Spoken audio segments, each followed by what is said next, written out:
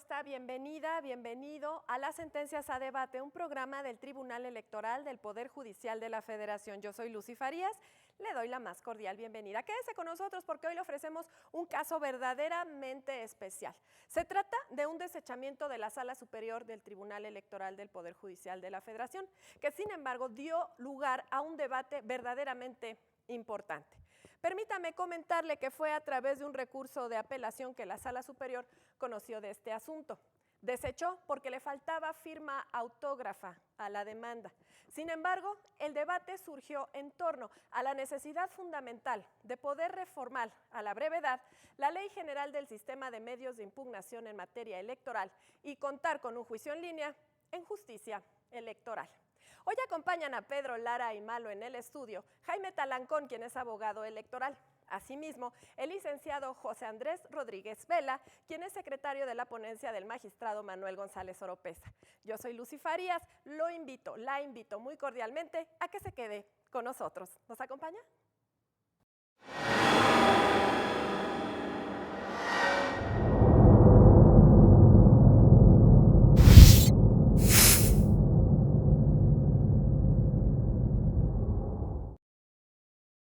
Les damos como siempre la más cordial bienvenida a su programa Las Sentencias a Debate del Tribunal Electoral del Poder Judicial de la Federación y agradecemos a Lucy Farías quien ha adelantado la presentación de nuestros invitados. José, Jaime, muchísimas gracias por estar con nosotros. Y en esta ocasión vamos a hablar sobre el recurso de apelación número 243 de este año, que fue interpuesto por el coordinador ejecutivo de la Junta de Gobierno Estatal del Partido Humanista en el estado de Guanajuato, y que bueno, pues finalmente lo tengo que adelantar porque necesariamente no es un tema del que hablemos de manera muy frecuente, pero se trata de un desechamiento. Ustedes se preguntarán, bueno, ¿por qué tratar un desechamiento finalmente en este programa cuando lo que hacemos pues, es tratar de dilucidar los argumentos que se han esgrimido para pues, emitir alguna sentencia, ¿no? Y en este caso, bueno, se está desechando el medio de impugnación.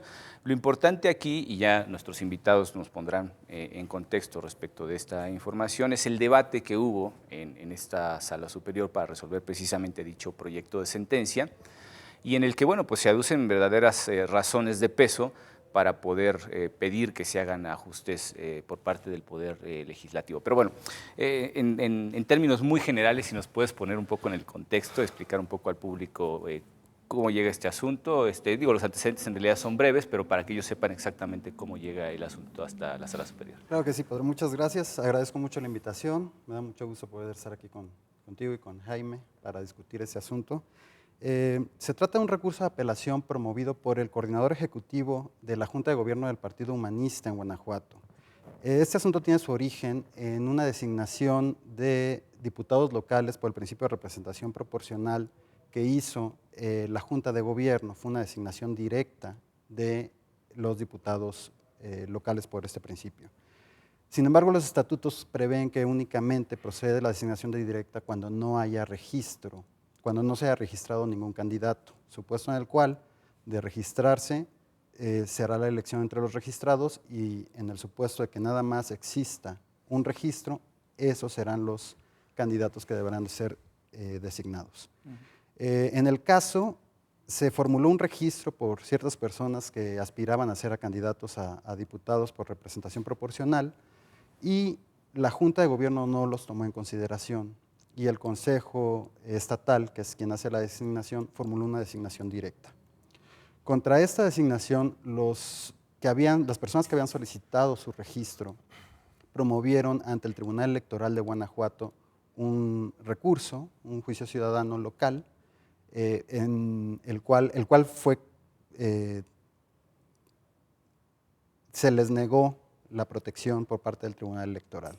Se confirmó la designación directa formulada por la Junta de Gobierno y, bueno, en contra de esta sentencia dictada por el Tribunal Local, promovieron un juicio ciudadano ante la Sala Regional Monterrey del Tribunal Electoral del Poder Judicial de la Federación, en la cual la Sala Monterrey revocó la sentencia a efecto de que el nombramiento recayera en las personas que habían solicitado su registro.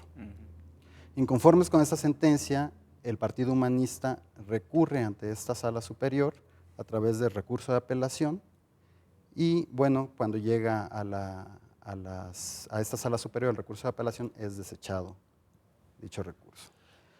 Entiendo que, bueno, pues al final de cuentas la razón es que ese recurso llega por vía electrónica, ¿no? Así es. La razón del desechamiento derivó de que la Ley General del Sistema de Medios de Impugnación en materia electoral prevé como un requisito indispensable de la demanda que se presente por escrito y se señale el nombre del promovente y contenga su firma autógrafa.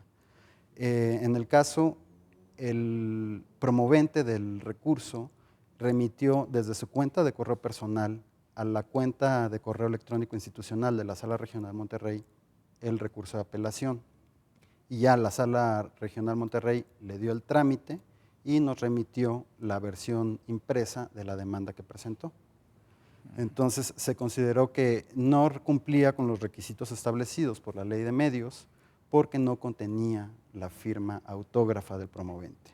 Como consecuencia de ello, la ley establece de manera expresa que de no contenerse ese requisito, procede el desechamiento de la misma. Entendiéndose como firma autógrafo la de puño y letra. La de puño y letra, en este caso que plasme del actor, de puño y letra la firma del promovente. Sí.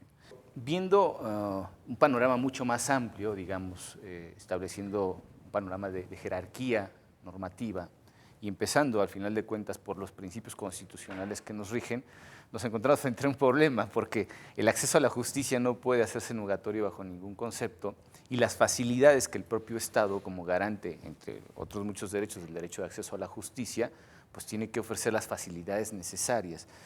En tiempos en los que vivimos nosotros, los tiempos que corren, como se suele decir, no es tan fácil el hecho de poder, digamos, echar de lado la tecnología, ¿no? Somos cada vez más dependientes. En algún principio podíamos hablar pues, de cierta optatividad por el uso de la tecnología, pero hoy en día ya no es optativo, es una cuestión necesaria y todo el mundo trabaja con una computadora adelante, o casi todo el mundo, y finalmente el intercambio de información vía electrónica es como lo idóneo.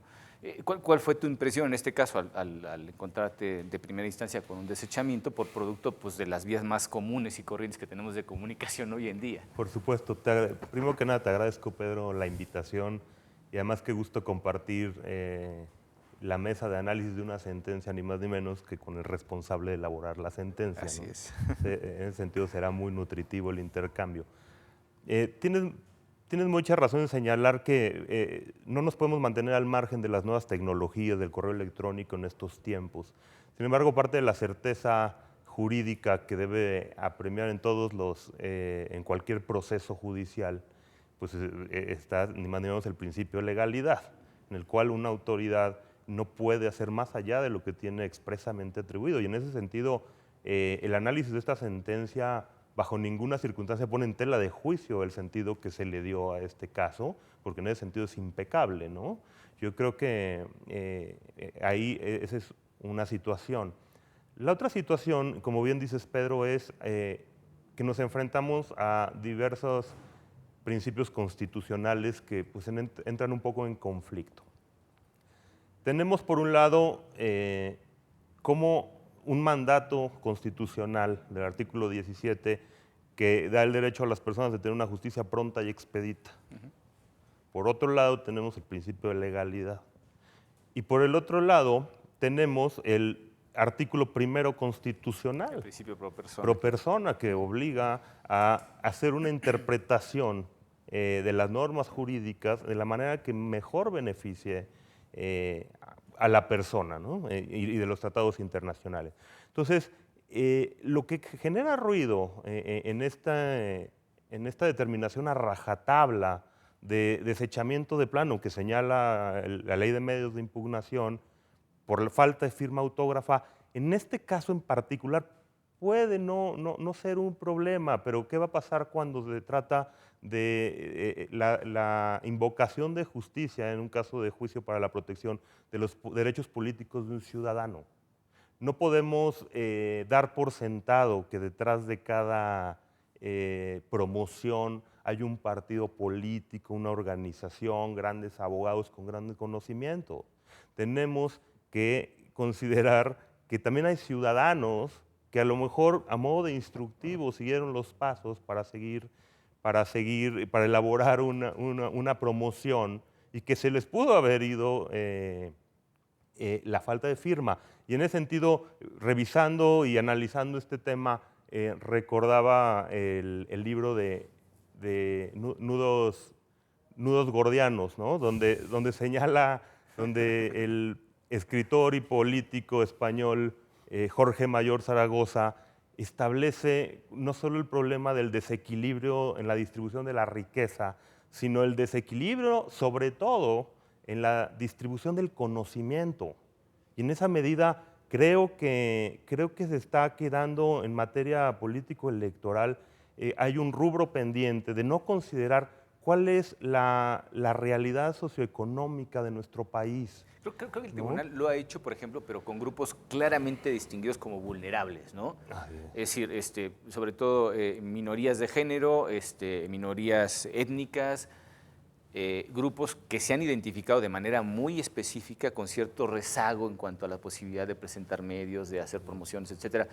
Pero claro, estamos hablando, en este caso, y creo que lo mencionan en algún momento en la discusión los magistrados, se dice, bueno, esta medida es idónea porque se trata de una representación de un partido político, quien viene realmente, no viene un ciudadano. Si fuera un ciudadano a través del juicio para la protección de los derechos político-electorales, probablemente podríamos extender más el garantismo, y incluso no lo dicen expresamente, pero dan a entender que podríamos saltarnos este requisito si se tratara de un ciudadano identificado, digamos, con una situación de vulnerabilidad.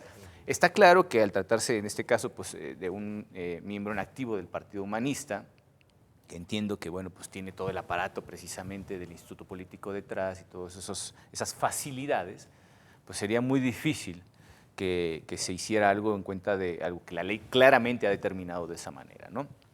Pero yo pensaría también en que la misma discusión que se dio en el Pleno daba para aquello que podemos denominar en términos generales activismo judicial. Y el activismo judicial es fundamental, sobre todo cuando se habla de derechos humanos, porque el legislador siempre se va a quedar corto, y más si tenemos en cuenta el principio de progresividad de los derechos humanos, evidentemente toda la ley positivizada siempre va a ir en cierto grado de rezago respecto de las costumbres. No, lo dice claramente el refrán, ¿no? La costumbre va siempre delante del derecho. Y en este caso no podía ser menos, es una exigencia tácita de los principios que rigen los derechos humanos y que al final de cuentas, en todo momento siempre vamos a ver que el legislador va rezagado.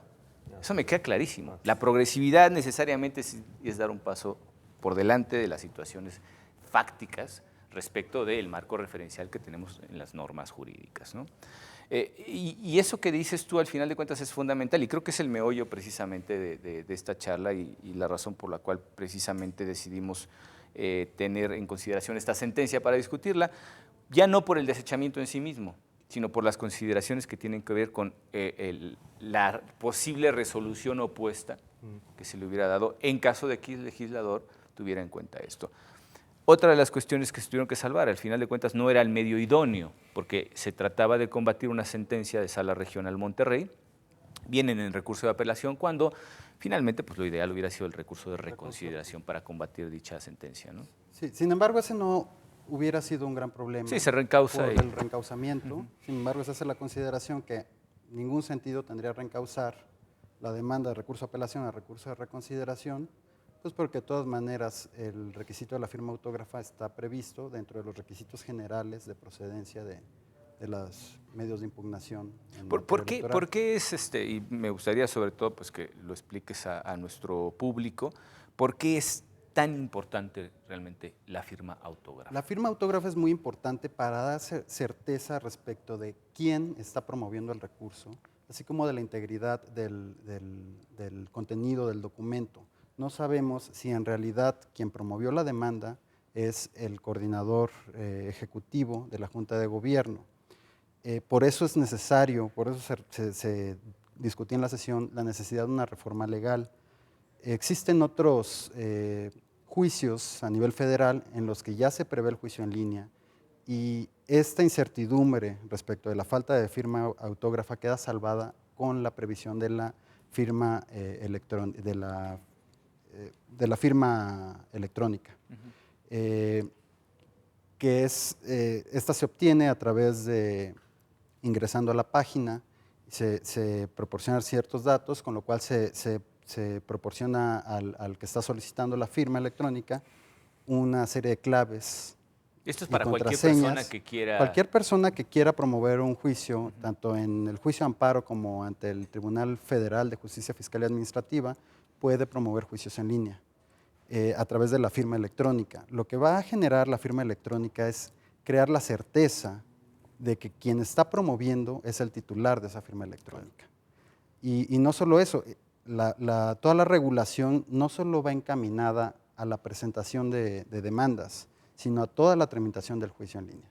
Entonces, una persona que cuenta con la firma electrónica puede promover las demandas, puede realizar cualquier tipo de promoción a través de los medios electrónicos, consultar la integridad del expediente, así como también las notificaciones que hayan de realizarse se pueden hacer a través de esta vía. Al haber firma electrónica avanzada, ingresar con las claves y contraseñas que se le proporcionan al titular, quedan registro de la fecha en la que consulta las notificaciones, los acuerdos a notificar, perdón, y con eso ya se tiene por hecha la notificación. Digamos, en este caso. Nuestro tribunal tiene un proceso para solicitar firma electrónica, pero no sé si al final de cuentas valdría también esa firma electrónica como instrumento de legitimación de las acciones que se pudieran emprender en este caso, por ejemplo, presentar un recurso, etcétera. Para lo que es utilizado es, los promoventes pueden solicitar que las notificaciones se les hagan electrónicamente. Varía un poco la forma en la que actualmente se hace a cómo se haría si se implementara todo el juicio en línea. Aquí lo que se hace es, se remite por correo electrónico certificado la resolución o el acuerdo a notificar, y como es institucional el correo, entonces queda constancia de que ya se recibió el correo y bueno, queda hecha la notificación. Claro, claro. En un juicio en línea, lo que sucede es que el titular de la firma electrónica accede al expediente electrónico y cuando hay una resolución que le debe ser notificada, abre la resolución como si fuera un expediente físico, nada más que electrónicamente, y en ese momento queda notificado. No hay que estar enviándoles. Claro, todo se produce sobre la marcha, claro. ¿no? El proceso natural de acceso a cada información y se da por notificado cuando abre precisamente un documento que es el que le atañe en este caso. Así es. Yo creo que al final, y fue una de las menciones que se hicieron precisamente en ese debate de decisión pública, pues yo creo que técnicamente no debe ser en absoluto complejo, ya teniendo pues, prácticamente un sistema de correo electrónico establecido, una página de notificaciones con estrados electrónicos, etcétera, etcétera. Digamos que son ajustes mínimos los que se pueden hacer en este caso para poder funcionar, si no de manera idéntica, digamos similar a como lo hace el Tribunal de Justicia Fiscal Administrativa o algún otro organismo proveedor de justicia en este país que recurre precisamente a las facilidades de la tecnología. Pero bueno, si nos permiten, vamos a ir a un breve corte y volvemos en un momento. Muchas gracias.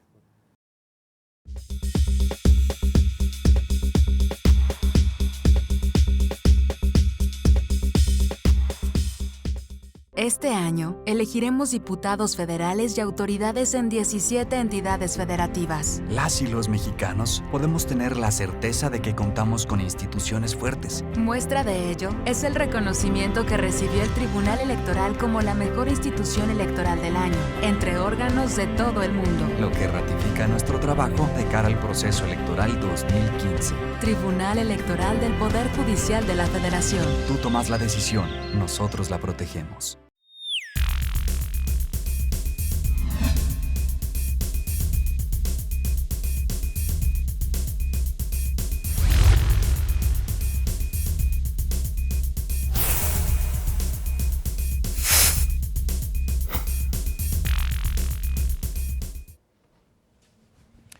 Hola, soy Rodrigo Morales, te invito a votar. Un nuevo programa del Tribunal Electoral en su plataforma de contenidos. Me acompaña en la conducción Pablo Javier Becerra. En este espacio vamos a hacer el análisis del proceso electoral con la ayuda de invitados, funcionarios electorales, analistas y académicos que nos van a ayudar a entender los avances de las etapas del proceso electoral en curso. Nuestros invitados nos van a ayudar a conocer las novedades de la reforma electoral, a identificar los retos para las instituciones y a explicarnos sobre todo por qué todos tenemos que ir a votar. Recuerda, nos vemos aquí en Plataforma Electoral, el canal de televisión por internet del Tribunal Electoral del Poder Judicial de la Federación, donde tú tienes mucho que ver.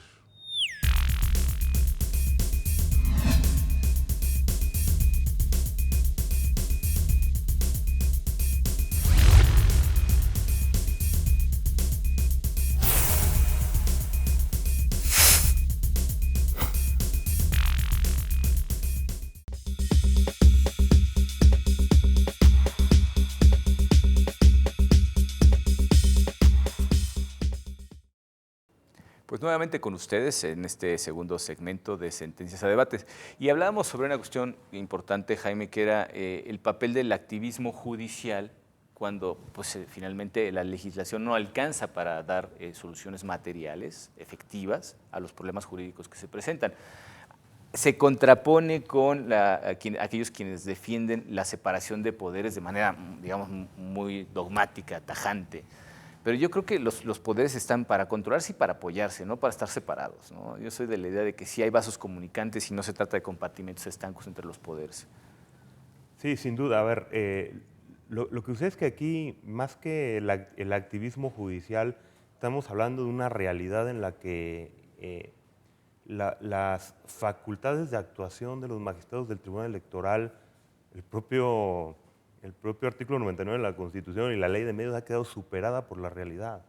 Recientemente escuchaba con gran sorpresa, habría que analizar en parte lo positivo del asunto, las estadísticas de esta elección que daba el presidente Constancio Carrasco sobre los medios de impugnación que se promovieron en esta elección intermedia, en contrario a la última de 2008-2009, donde fueron 1.500 medios de impugnación los que se promovieron en esa ocasión. Ahora hay me parece que rebasaron los 15.000 medios de impugnación en esta ocasión. Así es. Entonces, no es un tema de vanidad o de activismo judicial, es un tema de necesidad en la cual también planteaba el propio presidente de la Sala Superior, ha sido, y todos hemos sido testigos, ha habido una serie de reformas en materia político-electoral de la mayor trascendencia, de gran calado. Pasaron las leyes de ser federales a ser generales y con un alcance nacional muy importante. No solo ellos, se crearon nuevas leyes en materia político-electoral que implica mayor injerencia al Tribunal Electoral y sin embargo el marco de actuación del Tribunal es el mismo y en esa medida yo sí creo que más allá de otra cosa es urgente el entrar a una vez pasada la elección, una etapa de reflexión ahí en donde sería muy importante el acompañamiento del Poder Legislativo, sobre todo por un tema que ahorita mencionaba José Andrés, el tema de las nuevas tecnologías. No solo no está lejos, está más adentro de lo que imaginábamos. En el año 2003, la Suprema Corte llevó a cabo una consulta sobre mejores prácticas para la impartición de justicia. Y los resultados de esa consulta contundentemente arrojaron la necesidad de la incorporación de firma electrónica avanzada, la necesidad de digitalización de los expedientes judiciales y una serie de medidas relacionadas a las nuevas tecnologías. Eso fue en 2003. Estamos hablando más de 10 años. Sí, claro. Así es, creo que se ha trabajado en el tema, se ha ido avanzando. Tengo identificado un acuerdo, el Acuerdo 1 de 2014, que es un acuerdo conjunto que dan la Suprema Corte y el Consejo de la Judicatura Federal, donde marcan los lineamientos para que se lleven a cabo estos mecanismos de digitalización de expedientes y una serie de cuestiones, pero es del 1 de 2014 ese acuerdo.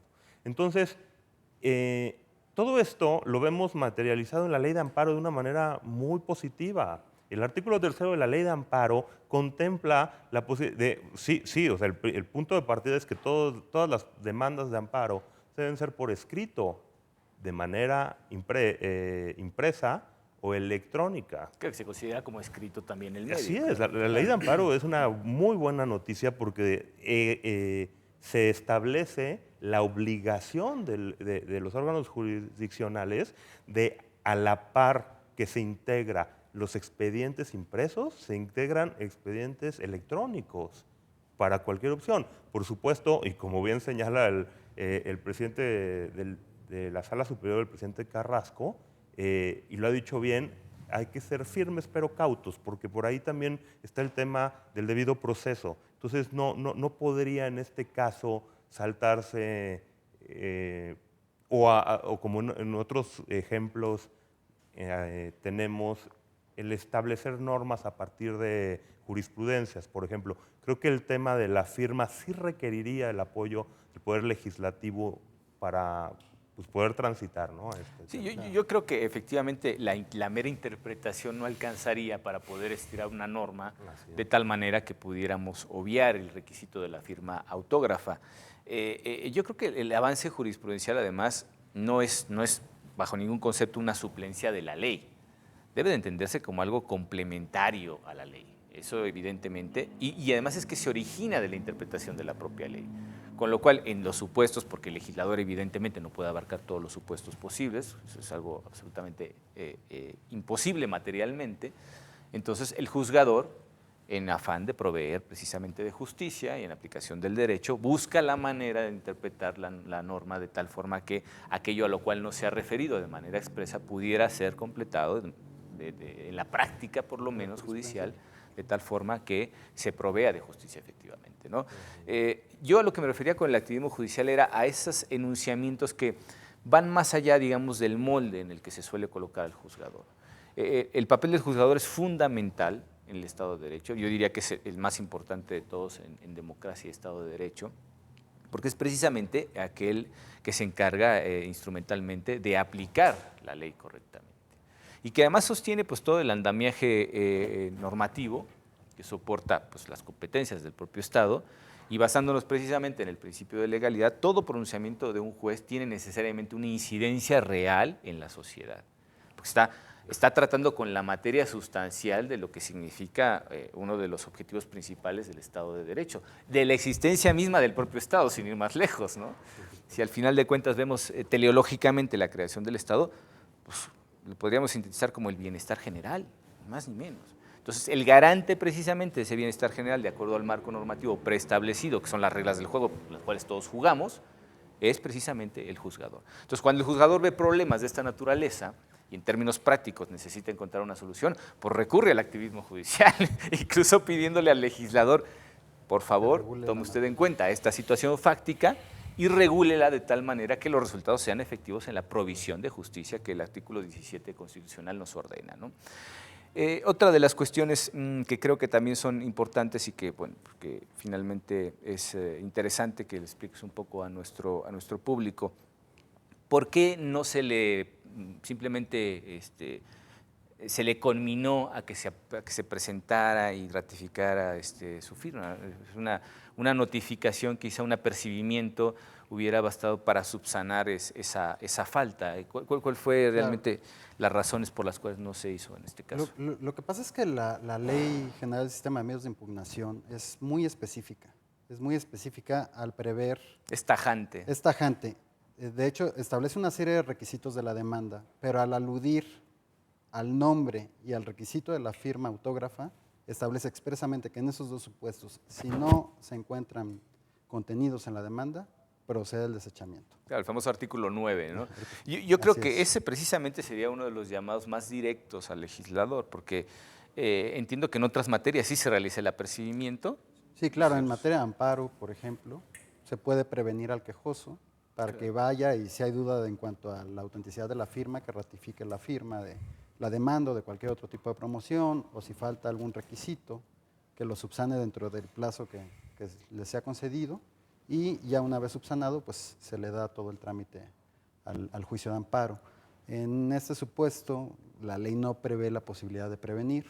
Digo, no nos encontramos finalmente frente a una analogía del habeas corpus, evidentemente, pero creo que podría ser una deferencia del legislador el hecho de incluir esa particularidad y ya sin el hecho de entrar a regular de manera directa los medios electrónicos como medios idóneos para poder presentar una demanda, con el hecho de simplemente decir, oiga, está usted en posibilidad de presentarse físicamente después de haber adelantado su demanda por correo electrónico, cosa que ya sucede, no en el mismo sentido, no en el sentido estricto me refiero, sino que se adelantan las demandas para que nosotros podamos entrar al estudio y ya después viene, en todo caso, impresa con efectivamente la firma o las firmas autógrafas, etcétera. Pero incluso obviando esa parte, digamos, del envío electrónico de la información, el legislador podría hacer un pequeño ajuste y decir, bueno, pues puede presentarse posteriormente la persona a ratificarse como quien realmente está intentando la acción.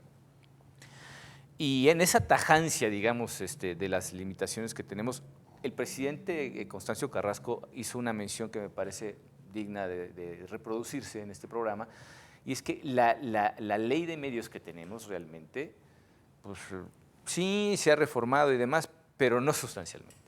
Es decir, no hemos llegado a plantearnos una reforma integral que considere todos los avances que se tienen, tanto desde el punto de vista sustancial como procesal, y tratar de incorporar todas estas cuestiones. Digo, las reformas del Estado han hecho un gran avance, digamos, en la perspectiva jurídica que tenemos en este país como marco normativo, pero hay muchas adecuaciones que se necesitan hacer, ¿no? Igual que necesitamos adecuar unas normas a otras, necesitamos adecuar los tiempos en sentido pragmático a las normas. Si contamos con medios electrónicos, pues incluyámoslos como facilidad para finalmente cualquier ciudadano.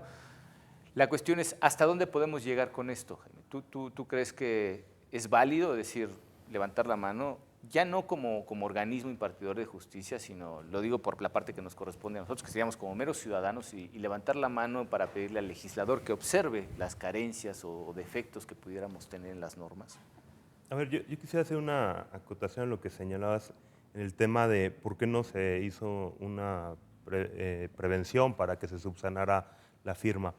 En efecto, otra de las cosas que la ley de medios no contiene es la posibilidad de llamarte a ratificar, ¿no? Una promoción. Eso no está en materia electoral. También creo que habría que diferenciar, porque hay que entender los plazos, la lógica procesal que lleva la materia electoral. No podría, es tal la dinámica que difícilmente podríamos entrar también a un planteamiento en el que, metí sin firma, pues llámalo a ratificar, si viene. A ver, yo creo que aquí habría que diferenciar de dos situaciones. Yo separaría el juicio para la protección de los derechos políticos del ciudadano de todos los demás medios. Claro, como el más garantista. Así es.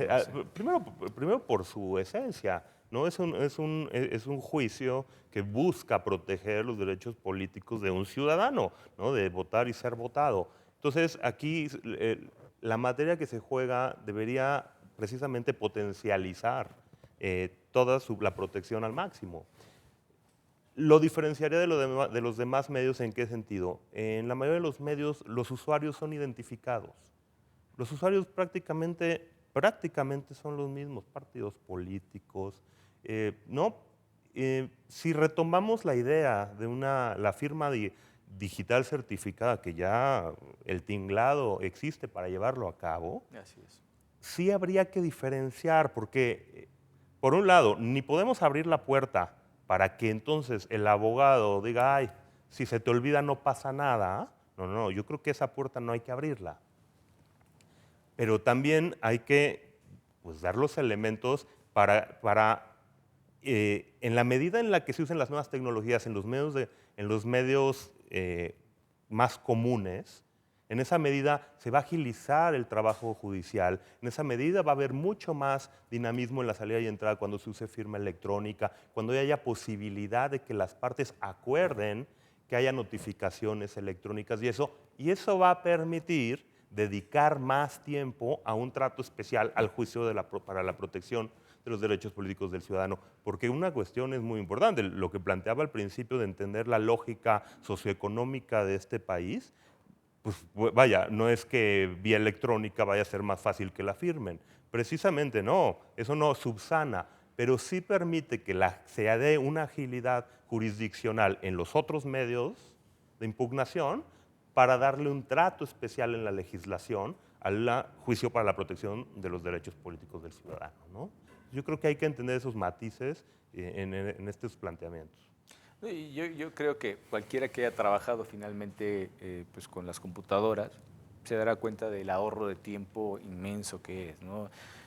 Yo particularmente soy favorable a ese aprovechamiento de las tecnologías y trabajo más a gusto en formatos electrónicos. Incluso me decía un amigo, oye, pues habrá que mudar todas nuestras bibliotecas a formatos electrónicos, ¿no?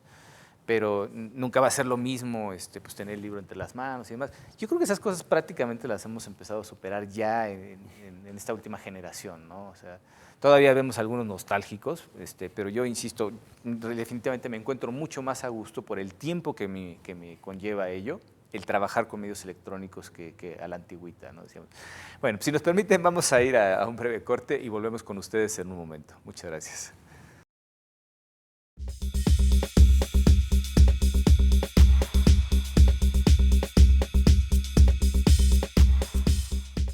En el Tribunal Electoral protegemos los derechos político-electorales de las y los mexicanos.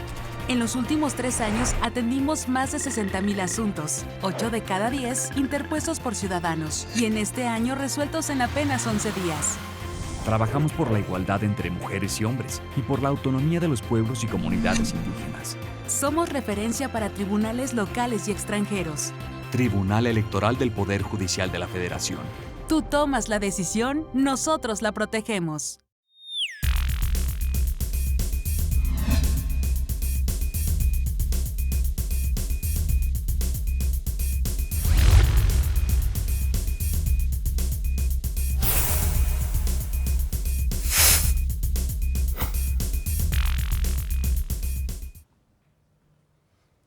Hola, soy Rodrigo Morales. Te invito a votar el nuevo programa de contenidos del Tribunal Electoral del Poder Judicial de la Federación. Como siempre, me acompaña en la conducción Pablo Javier Becerra. En este espacio haremos el análisis del proceso electoral. Tendremos invitados, académicos, analistas y los titulares de las instituciones electorales que nos ayudarán a entender a los ciudadanos qué es lo que está ocurriendo a lo largo de las etapas de este proceso electoral. Nuestros invitados nos van a ayudar a conocer las principales novedades de la reforma electoral y explicar paso a paso todo lo que hay que hacer para ir a votar. Recuerda, solo aquí en Plataforma Electoral, el canal de televisión por internet del Tribunal Electoral del Poder Judicial de la Federación, donde tú tienes mucho que ver.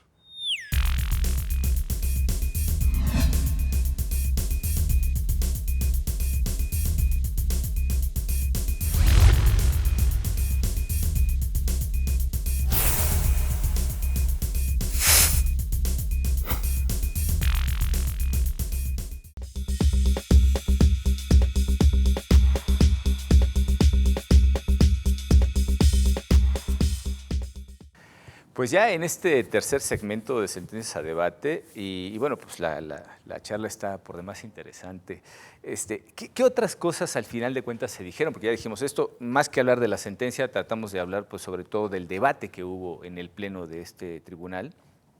¿Y qué otras de las cuestiones que finalmente los magistrados pudieron debatir respecto de este desechamiento podríamos resaltar como importantes también, pues para cumplir con la consigna que el artículo 17 constitucional tiene para con todos los organismos del Poder Judicial, la provisión de justicia tanto administrativa como jurisdiccional, ¿no?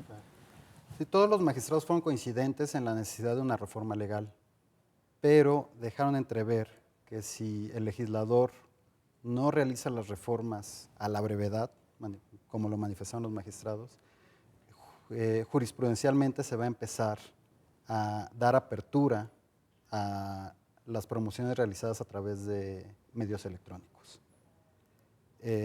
Entonces, bueno, dependerá de que el legislador realice una reforma en corto plazo. Nosotros ya avisamos, pues. Pues de lo contrario, empezarán a sentar criterios en los que se empiece a dar trámite a los juicios. Yo definitivamente coincido con el magistrado González Oropesa. Yo creo que tenemos todos, al final de cuentas, una labor que cumplir, ¿no? Claro.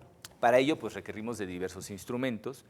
Y si no tenemos los instrumentos idóneos, seguramente, aunque cumpliremos a trancas y barrancas con las encomiendas que tenemos, en este caso de naturaleza constitucional, pues ello no es óbice para que las facilidades que nos puedan aportar otros poderes, ya sea el legislativo o el ejecutivo en las competencias de cada uno, pues siempre vendrán bien, y vienen bien además para que este sistema jurídico, globalmente hablando, funcione como tal. Para que la democracia funcione es necesario que quienes proveen de justicia, no solamente en materia electoral, sino en cualquier ámbito, tengan los instrumentos idóneos, ¿no? Claro.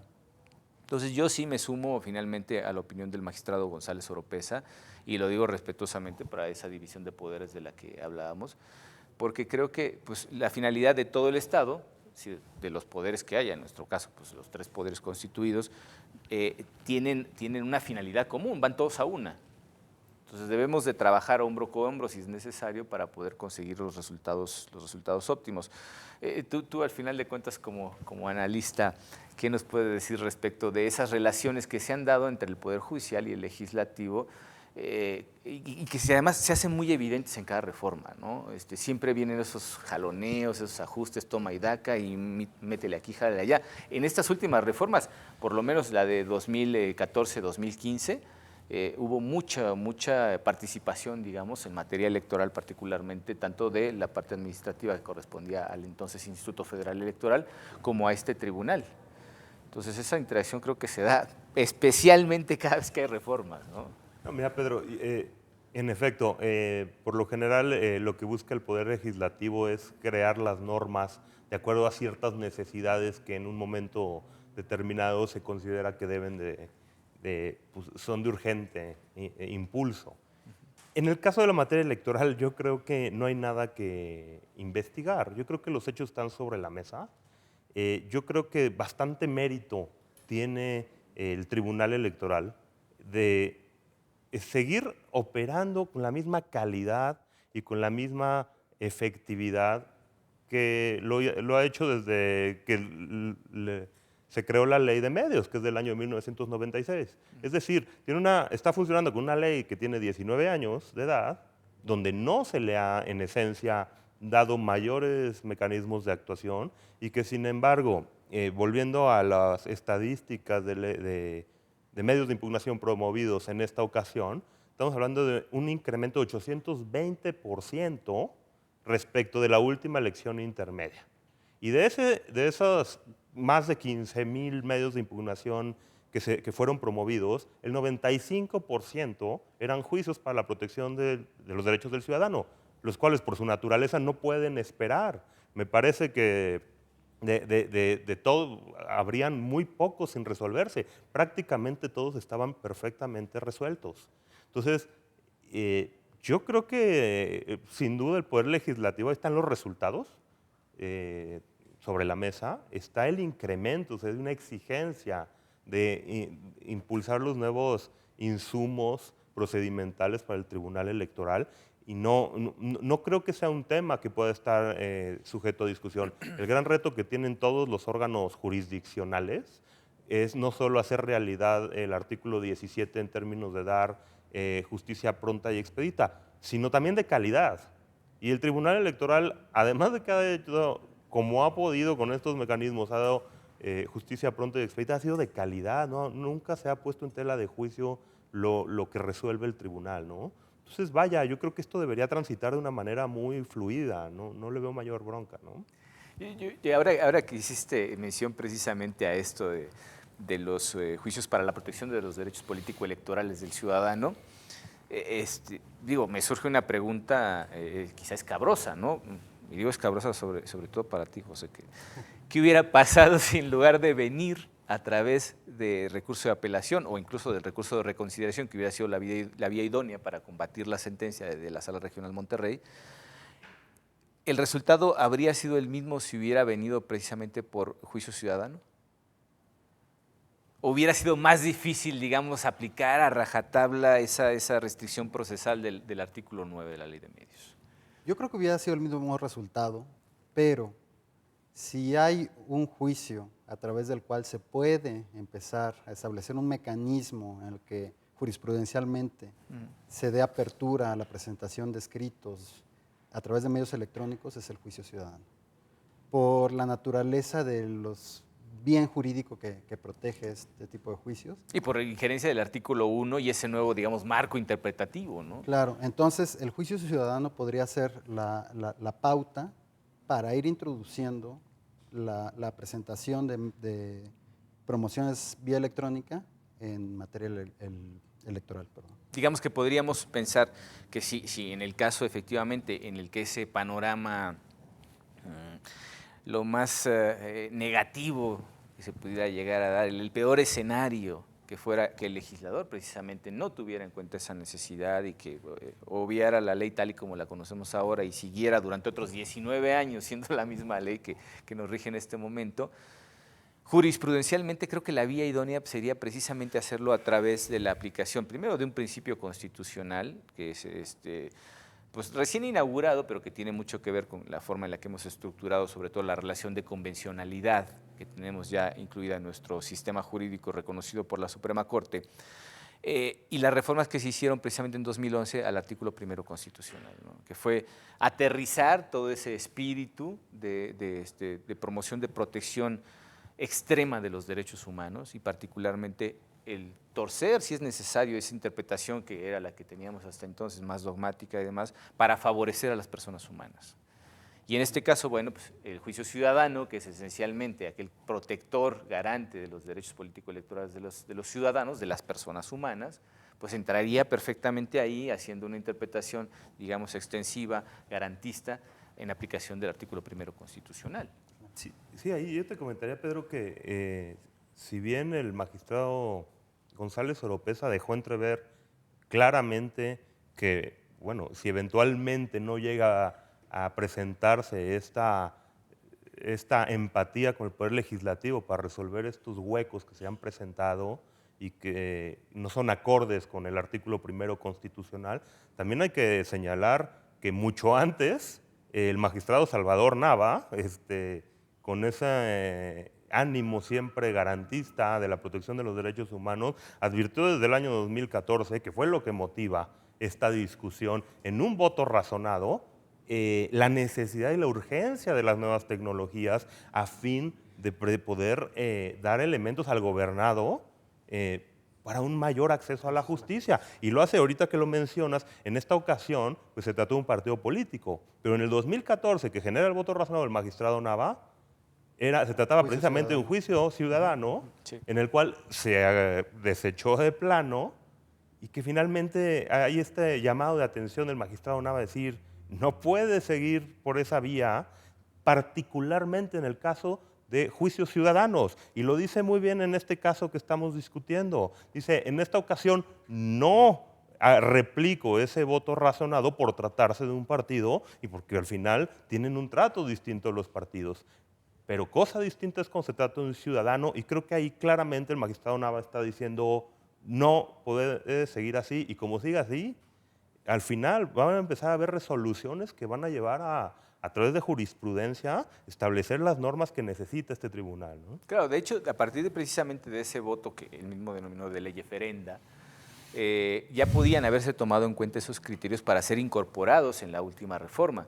No fue así, desconozco en la totalidad el contenido de los documentos que se generaron, porque evidentemente emitimos una especie de opinión, no opinión consultiva en el sentido en el que se entiende en la Corte Interamericana, sino que sí se nos pidió nuestra opinión para saber cuáles eran, digamos, los puntos álgidos que la ley debía de modificar, aprovechando precisamente el empuje de esta reforma integral del Estado y sobre todo de esos procesos concurrentes de democratización, porque tenemos ajustes en toda la materia política, pero también los tuvimos en cuestiones económicas, en cuestiones sociales también, y todo eso pues no deja de ser una sistematicidad que tenemos que reconocer y tener en cuenta para absolutamente cualquier tipo de cambio. Es decir, si le mueves aquí, ajústale acá, no lo dejes tal cual, ¿no?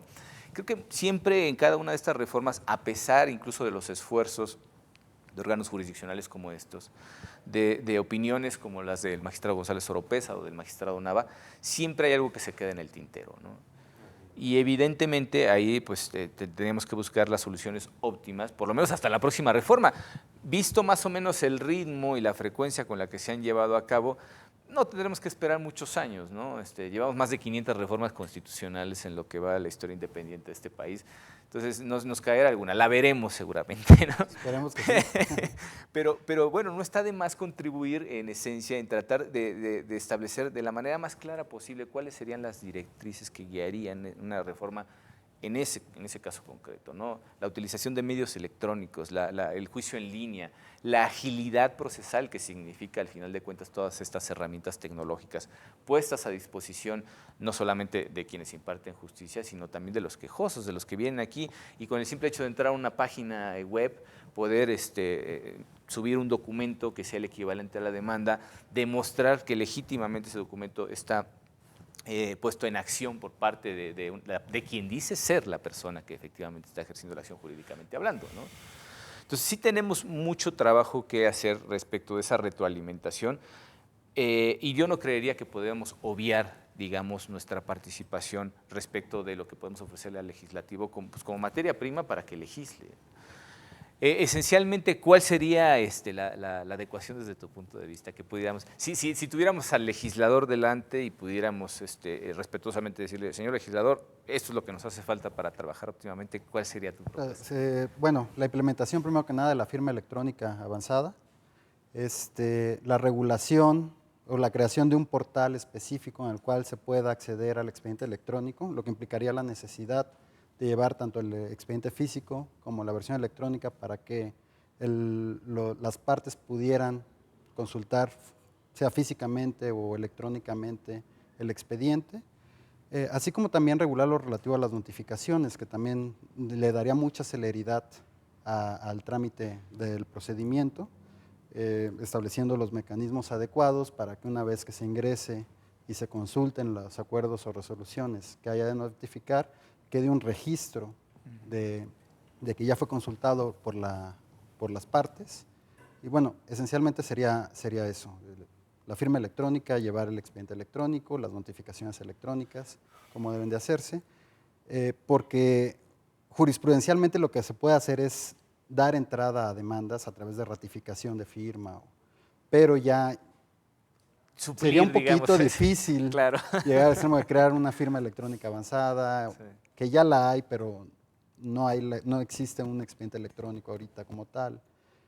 Sería un poco difícil darle ese alcance. Bueno, Sí, pero si no lo hace el legislador. suplir al final de cuentas la firma autógrafa es prácticamente imposible. En algún momento se mencionaba que habían escaneado, por ejemplo, pues el sitio donde efectivamente sí, el documento que contenía la firma autógrafa. Quizá, bueno, esto es una cuestión evidente, ¿no? La tecnología, igual que ha avanzado para favorecer las actividades, digamos, ordinarias, también ha generado muchas trampas, ¿no? Es fácilmente falsificable un documento electrónico, la firma y tal. ¿Cuál sería tu propuesta, sobre todo para la cuestión de la certeza de que efectivamente se trata de la persona que ejerce la acción? La realidad es que todos los ciudadanos en este país ya estamos bastante familiarizados, y no solo familiarizados, sometidos a muchos mecanismos en la relación con el gobierno a través de mecanismos electrónicos. La declaración patrimonial la declaración patrimonial que se hace entre la función pública es electrónica.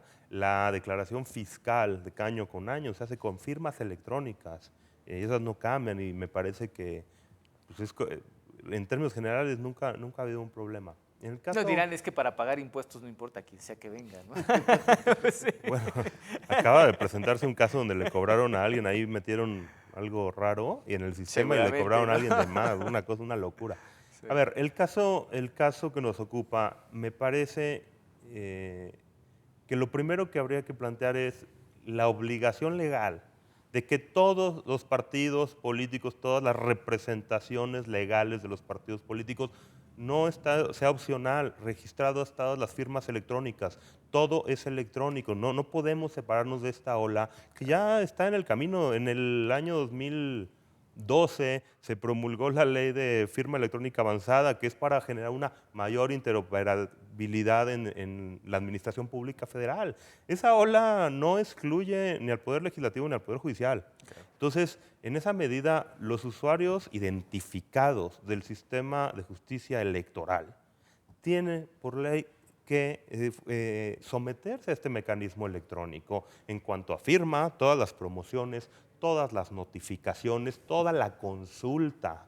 Entonces, en esa medida, lo mencionábamos hace un rato, yo estoy seguro que va a disminuir considerablemente las cargas del tribunal. Por lo menos los tiempos, ¿no? Así es. Sí, También hay que tener presente que cada medio de impugnación tiene sus propias particularidades. Y por otro lado tenemos el procedimiento sancionador especializado sancionador, ¿no? Que tiene otra naturaleza, requiere comparecencia de las partes. Pero es decir, en la medida en la que podamos digitalizar o hacer electrónico todo lo susceptible de hacerlo electrónico, ya será un gran paso que nos permitirá darle otra atención a los casos particulares como el juicio ciudadano y como el procedimiento especial sancionador. Es paulatino, poco a poco, pero esa ola ya llegó y no se puede mantener el tribunal ajeno, ¿no? Yo creo que ya con eso pues podemos cerrar este programa y sobre todo pues haciendo un voto para que la próxima vez que tengamos una situación similar no caiga en desechamiento. Eso creo que sería lo más deseable. No nos resta más que agradecerles, por supuesto, a ustedes que nos hayan acompañado durante esta emisión de Sentencia a Debate y los esperamos en nuestro próximo programa. Muchísimas gracias. Hasta pronto.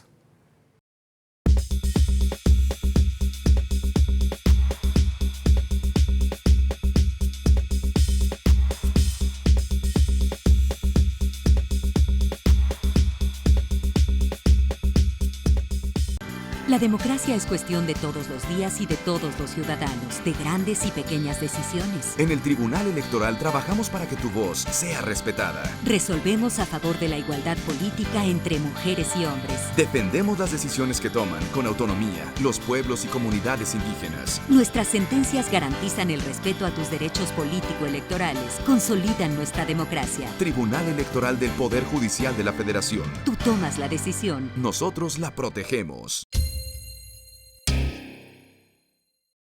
El Tribunal Electoral del Poder Judicial de la Federación emitió previo a la jornada electoral importantes resoluciones para articular la figura de la candidatura independiente en las entidades federativas. Con dichos criterios, se garantizó la participación de las y los ciudadanos sin partido en condiciones de equidad para el proceso electoral 2014-2015. Tribunal Electoral del Poder Judicial de la Federación. Tú tomas la decisión, nosotros la protegemos. Las sentencias emitidas por el Tribunal Electoral del Poder Judicial de la Federación permitieron instrumentar la regla de paridad de género establecida en la reforma electoral de 2014. La interpretación de las y los magistrados electorales del máximo órgano jurisdiccional del país dio lugar a que más mexicanas ejerzan su derecho a ser votadas, no solo para diputaciones, sino para cargos en los ayuntamientos, garantizando una mayor participación política en el proceso electoral 2014-2015. Tribunal Electoral del Poder Judicial de la Federación. Tú tomas la decisión, nosotros la protegemos.